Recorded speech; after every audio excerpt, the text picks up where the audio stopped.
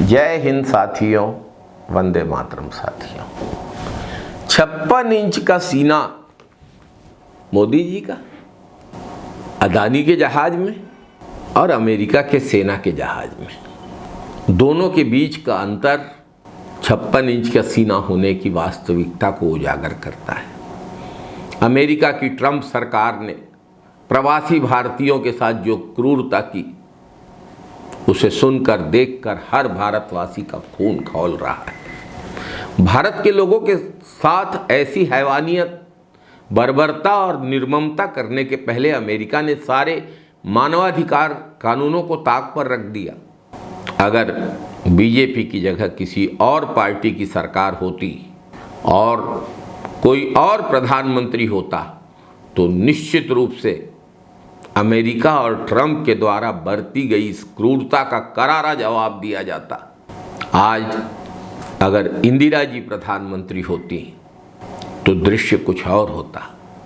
America ने भेजा था 7वां बेड़ा परमाणु चालित बंगाल की खाड़ी में, लेकिन भारत नहीं डरा, इंदिरा जी नहीं डरी। लेकिन मोदी जैसा प्रधानमंत्री भारत के भाग्य में लिखा था। अमेरिका ने प्रवासी भारतीयों को डिटेंशन सेंटर में हथकड़ी लगाकर रखा। उन्हें खाना हो या सोना, सब कुछ हथकड़ियों और बेड़ियों के साथ करना पड़ा। उन्हें एक जगह से दूसरी जगह ले जाते समय उनकी आंखों पर काली पट्टी लगा दी जाती थी। प्रवासी भारतीयों को अपनी बात रखने के लिए वकील तक नहीं दिया गया। अनेक भारतीयों ने शरणार्थी के तौर पर अमेरिका में रहने के लिए अर्जी लगाई, लेकिन ठीक से पैरवी न हो पाने के कारण, वकील न मिल पाने के कारण, अदालत में इनका पक्ष सही ढंग से नहीं रखे जाने के कारण 5 मिनट में जजों ने उनको डिपोर्ट करने का फैसला दे दिया। डिपोर्ट करने का फैसला आने के बाद इन भारतीयों को डिटेंशन सेंटर में एक एकांत जगह में अलग से रखा गया। ये जगह सबसे भयावह एरिया, बिल्कुल अंधेरा, गंदगी, बदबू। यहाँ भी भारतीयों के साथ अमानवीय कृत्य किए गए। अभी भी 2000 से अधिक भारतीय प्रवासी अमेरिका के अलग अलग डिटेंशन सेंटरों में तड़फ रहे हैं। गए तो थे मोदी जी अमेरिका। भारतीयों को उस नर्क से निकालने के लिए मोदी जी ने और भारत के विदेश मंत्री ने क्या कुछ किया, देश के सामने रखना चाहिए। भारत को विश्व गुरु बनाने का दावा करने वाले लोगों को अपने ही देश के लोगों की कोई परवाह नहीं है। उन्हें भारत के लोगों के दर्द और तड़प से कोई फर्क नहीं पड़ता। यहां तक कि उनके कुछ समर्थक अमेरिका की कार्यवाही को जायज तक ठहरा रहे हैं। इससे ज्यादा शर्मनाक और कुछ नहीं हो सकता। मोदी जी और भाजपा की सरकार भारत के नागरिकों को अमेरिका में इस तरह के अमानवीय जुल्म सहते हुए देख रही है, लेकिन चुप है, कुछ नहीं बोल रही है।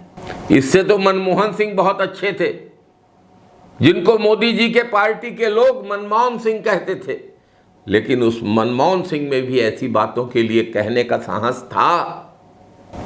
डॉक्टर मनमोहन सिंह जैसे विद्वान अर्थशास्त्री का सम्मान अमेरिका भी करता था। लेकिन आज क्या स्थिति है? मोदी सरकार कितनी कायर और निर्मम हो गई है। भाजपा क्यों मौन है? मीडिया क्यों मौन है? भारतीयों की इस दुर्दशा पर कोई कुछ कहता क्यों नहीं? मोदी जी अमेरिका गए, मीडिया में चर्चा होती है। प्रधानमंत्री ने हाथ मिलाया ट्रंप से, चर्चा होती है। गले मिले ट्रंप से, चर्चा होती है, मीडिया में आता है। खुश दिखे, मीडिया में आता है। अमेरिका में दिवाली का माहौल बना, ये भी मीडिया में आता है। लेकिन मीडिया में डिटेंशन सेंटरों में भारतीय प्रवासियों के साथ जो हो रहा है वो नहीं दिखाया जाता। साथियों, क्या ये उचित है?